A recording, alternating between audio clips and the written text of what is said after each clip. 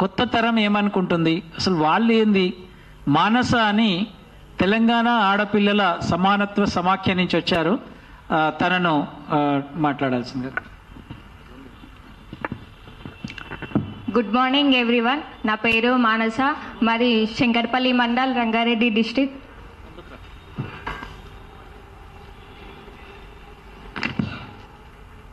నేను శంకర్పల్లి మండల్, రంగారెడ్డి డిస్ట్రిక్ట్. మా విలేజ్ వచ్చేసి పొద్దటూరు. తెలంగాణ ఆడపిల్లల సమానత్వ సమాఖ్య జిల్లా స్థాయిలో ప్రెసిడెంట్ నేను. తెలంగాణ ఆడపిల్లల సమానత్వ సమాఖ్య అంటే ఏంటంటే, టాస్ అనగా ఏంటంటే, ఈ కమిటీ కిషోర బాలికలు ఒక ప్రాంతంలో ఒక 10 మంది పిల్లలతో కలిసి వాళ్ళ ప్రాబ్లమ్స్ ఏమున్నాయి, కాలేజీలలో ప్రాబ్లమ్స్ ఏమున్నాయి, స్కూళ్ళల్లో ప్రాబ్లమ్స్ ఏమున్నాయి అని చెప్పేసి ఒక 10 మంది పిల్లలతో కలిసి చర్చించుకొని ఈ కమిటీ చేయడం జరిగింది.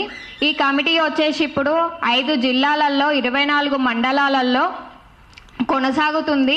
8,000 మంది పిల్లలు దీంట్లో ఉన్నారు ఇప్పుడు సభ్యులుగా. నేను వచ్చేసి ఫస్ట్ బడ్జెట్ కోసం 20% మనకి బడ్జెట్ పెంచాలి. ఫస్ట్ మేము ఇక్కడనే ప్రెస్ క్లబ్లో మేము చేసినప్పుడు 15% బడ్జెట్ పెంచాలని చెప్పేసి ఒకసారి ప్రెస్ క్లబ్లో కూడా మాట్లాడడం జరిగింది. ఇప్పుడు ఏంటంటే 20% బడ్జెట్ పెంచాలి. ఎందుకనగా ట్రాన్స్పోర్ట్ కరెక్ట్ లేదు, కాలేజ్ పిల్లలకి చాలా ఇబ్బందులు అవుతున్నాయి. ఇప్పుడు ఫస్ట్ కరోనా రాకముందు ఏంటంటే టైంకి బస్సెస్ ఉండేటివి. ఒకటి వాళ్ళు లేడీస్ అని చెప్పేసి రెస్పెక్ట్ ఇచ్చేసి బస్ ఆపేటోళ్ళు. ఇప్పుడు ఫ్రీ బస్ పెట్టిన సంది లేడీస్కి రెస్పెక్ట్ లేదు ఒకటి. ఇంకోటి ఏంటంటే ఫ్రీ బస్ పెట్టిన సంది డ్రైవర్లకి కొంచెం రెస్పెక్ట్ అనేది పోయింది. వాళ్ళు అరే ఇంతమంది లేడీస్ ఉన్నారు కదా, మనం ముందెళ్ళిపోతాం, ఇంకా వెనకాల బస్సులు వస్తారు. ఇప్పుడు బస్ స్టాప్ లో ఒక 10 మంది పిల్లలు ఉన్నారంటే ఒకటి బస్సులు, 4 బస్సులు ఉంటే 4 బస్సులు పోతాయి. మళ్ళీ కాలేజ్ పిల్లలు ఎట్లా పోవాలి? 4 బస్సులు లైన్ గా పోతే కాలేజ్ పిల్లలు ఎట్లా పోవాలి? కాలేజ్కి లేట్ అవుతుంది. సార్ వాళ్ళు ఎందుకు లేట్ అయిందని అడుగుతారు. ట్రాన్స్పోర్ట్ ఇబ్బంది. ఇంకొకటి ఏంటంటే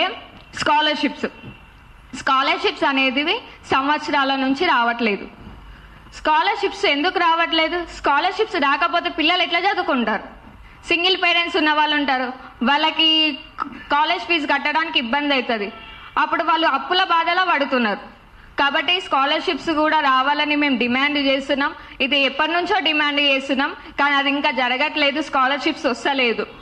ఇంకోటి ఏంటంటే ప్రతి మండలానికి ఒక డిగ్రీ కాలేజ్ అనేది ఉండాలి, కానీ డిగ్రీ కాలేజెస్ లేదు. ప్రభుత్వ డిగ్రీ కాలేజెస్ అనేటివి ఎక్కడా లేవు. కొన్ని మండలాలలో ఉన్నాయి, కొన్ని మండలాలలో లేవు. ప్రతి మండలంకి డిగ్రీ కాలేజ్ పెడితే ఏంటంటే కొంచెం అందుబాటులో ఉంటుంది, తొందరగా వెళ్తారు. ప్రైవేట్ కాలేజీలకు వెళ్ళడం వల్ల ఏమవుతుందంటే ఫీజులు ఎక్కువ గుంజుతున్నారు. ఒక స్టూడెంట్కి వాళ్ళకి తీసుకునే గ్రూప్ని బట్టి 30,000 ఇట్లా ఫీజులు తీసుకుంటున్నారు. కాబట్టి పేరెంట్స్కి కట్టడానికి ఇబ్బందులు చాలా అవుతున్నాయి. ఇంకొకటి నేనేమంటున్నా అంటే గురుకులాలలో సరైన సౌకర్యం లేదు. కొన్ని గురుకులాలలో ఏం చేస్తున్నారంటే మౌలిక సదుపాయాలు లేవు. గర్ల్స్కి అయితే సేఫ్టీ లేదు, అసలు శానిటరీ ప్యాడ్స్ కూడా లేదు. ఒకప్పుడు అనేటివి శానిటరీ ప్యాడ్స్ ఇచ్చేటోళ్ళు, ఇప్పుడు ఆ శానిటరీ ప్యాడ్స్ కూడా ఇస్తలేవు. ఎందుకోసం అని వస్తలేవు? అదే 200 కోట్లు పెట్టి అక్కడ ఒక స్కూల్ నిర్మించే బదులు ఇవన్నీ ఫస్ట్ వేయాలి కదా. ఇవన్నీ ఫస్ట్ ఉంటే మనకి నాణ్యతమైన విద్య అనేది వస్తుంది. ఇంకొకటి ఏంటంటే ఇప్పుడు కాలేజ్ల గురుకులాలలో టీఐఎఫ్ అనే ఎగ్జామ్స్ గురుకులాలలో సీట్లు కేటాయిస్తున్నారు. 3,500 సీట్లు ఉంటే 53,000 మంది పిల్లలు ఎగ్జామ్స్ రాస్తున్నారు. సీట్లు ఎక్కడికి నుంచి వస్తాయి? ఆ 3,000 సీట్లకే 50,000 మంది పిల్లలు రాస్తే ఎవరికి సీట్లు ఇస్తారు అని మేము అడుగుతున్నాం. ఈరోజు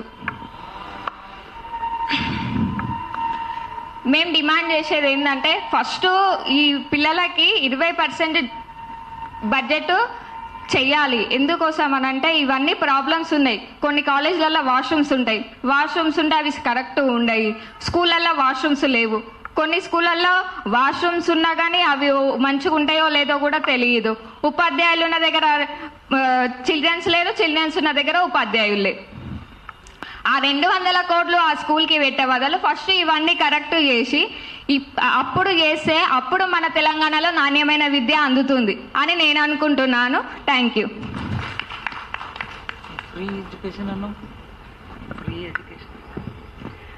ఒకటి ఏంటంటే